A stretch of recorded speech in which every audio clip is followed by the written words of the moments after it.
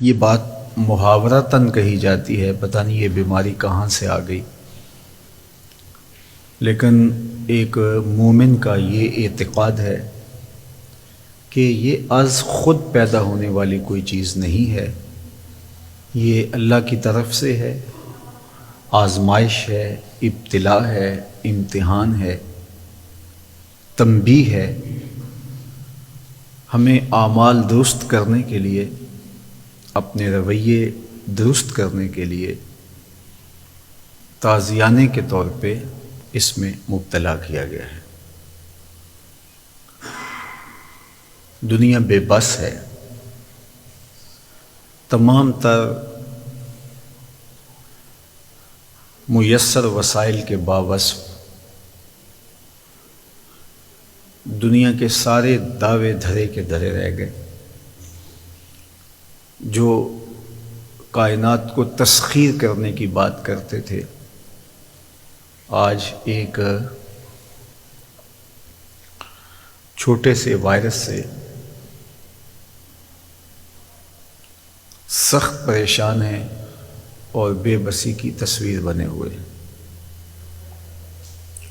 اور ہر شخص کو تمام تر حکومتی وسائل کے باوصف اپنی جان کے لالے پڑے ہوئے ہیں۔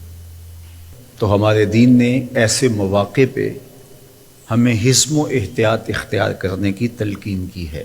حفاظتی تدابیر محکمہ صحت کی جانب سے جو بتائی جا رہی ہیں، سختی سے اس پر عمل پیرا ہوں، اپنے بچوں کو گھر میں سنبھال کے رکھیں، 5 گانہ نماز کا اہتمام کریں گے تو 5 وقت وضو کا موقع نصیب ہوگا۔ ماحول کو صاف رکھیں، اپنے کوچہ و بازار کی صفائی کا خیال رکھیں، کوڑا گلیوں میں نہ پھینکیں۔ تو یہ وہ اعمال ہیں جو ہمیں بیماریوں سے، مصیبتوں سے، وباؤں سے محفوظ رکھتے ہیں۔ اللہ تعالی حفاظت فرمائے۔ یہ 4 دن ہیں، گزر جائیں گے انشاءاللہ۔ دنیا کے ترقی یافتہ ممالک کے اندر بھی جب یہ بیماری تجاوز کر گئی تو وہاں بے بسی کی جو تصویریں آپ کو دیکھنے کو مل رہی ہیں، یقیناً دل لرز اٹھتا ہے۔ اللہ نہ کرے، 1000 بار نہ کرے، ایسے حالات کہ ہم متحمل نہیں ہو سکتے۔ پھر جب کوئی شخص بیمار ہوتا ہے اور اس کو کوئی سنبھالنے والا نہیں ہوتا تو وہ کتنی دردناک کیفیت ہوتی ہے۔ لیکن یہ تو حالات پھر بھی قابو میں ہیں، کیا بنتا ہوگا ان کشمیری ماؤں کا، اور فلسطین میں ان گھر میں زخموں سے تڑپتے ہوئے بچوں کا، جن کے زخم رس رہے ہوں گے اور خون بہہ رہا ہوگا، اور ماں بے چین اس بچے کو لے کے کہیں نکل نہیں پاتی کہ باہر گولیاں برس رہی ہیں، اور پھر اس کا لال اس کے ہاتھوں میں دم توڑتا ہے۔ آج دنیا کو ان کو دیکھنے کا موقع ملا ہے، تو دنیا کے اوپر امن قائم کرنے کی کوشش کی جائے اور دنیا کے اوپر خیر بانٹنے کی کوشش کی جائے۔ دوسری بات یہ ہے کہ بیماریاں ماضی میں بھی آتی رہی ہیں اور مستقبل میں بھی آئیں گی، تو اللہ کے حضور گڑ گڑائیں، دعائیں مانگیں، التجائیں کریں۔ یہ جو بار بار کہا جاتا ہے کہ ہم جنگ کر رہے ہیں، یہ اللہ کی طرف سے بھیجی ہوئی تکلیفوں سے جنگ نہیں ہو سکتی۔ یہ ہم اس کے حضور معذرت کرتے ہیں، اپنے گناہوں کی معافی مانگتے ہیں اور احتیاطی تدابیر کر سکتے ہیں، اور تدابیر کو اختیار کرنا بھی ہمارے دین نے ہمیں بتایا ہے، اور یہ تقدیر کے برعکس نہیں ہے۔ باقی اللہ تعالیٰ سے کبھی بھی مایوس نہ ہونا۔ بیماریاں، تکلیفیں، دکھ آتے ہیں، شفا بھی وہی دیتا ہے۔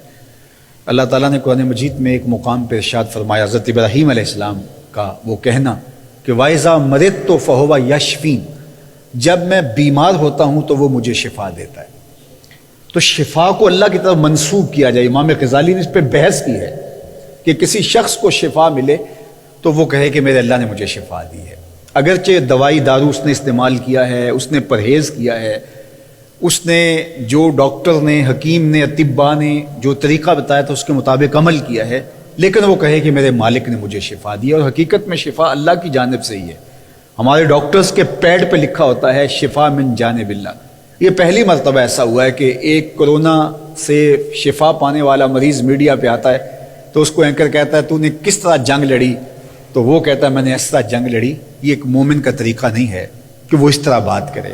تو شفا من جانب اللہ ہے، یہ ہماری لڑائی کے نتیجے میں نہیں ہے کہ ہم نے لڑ کے جیت کے شفا لے لی، یہ اللہ کی عطا سے ہمیں نصیب ہوئی ہے۔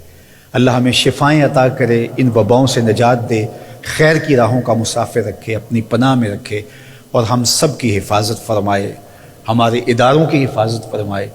اس وقت ڈاکٹر، پاک فوج اور ہماری پولیس جس طرح اپنی جان کو خطرے میں ڈال کر کے ڈیوٹیاں سر انجام دے رہے ہیں، ہم ان کو خراج تحسین بھی پیش کرتے ہیں اور ان کا احترام بھی کرتے ہیں کہ بہت سارے لوگ سمٹ کے گھروں میں بیٹھ گئے، لیکن یہ لوگ اپنی جگہوں پہ کھڑے ہیں اور قوم کے لیے قربانیاں پیش کر رہے ہیں۔ اللہ تعالیٰ جل شانہ ان کی حفاظت فرمائے اور ان کو کوئی گزر نہ پہنچے، بیماریوں سے، پریشانیوں سے، دکھوں سے اللہ انہیں بچائے، ان کو عزتیں دے، ان کی نسلوں کو بھی خوشبودار کرے۔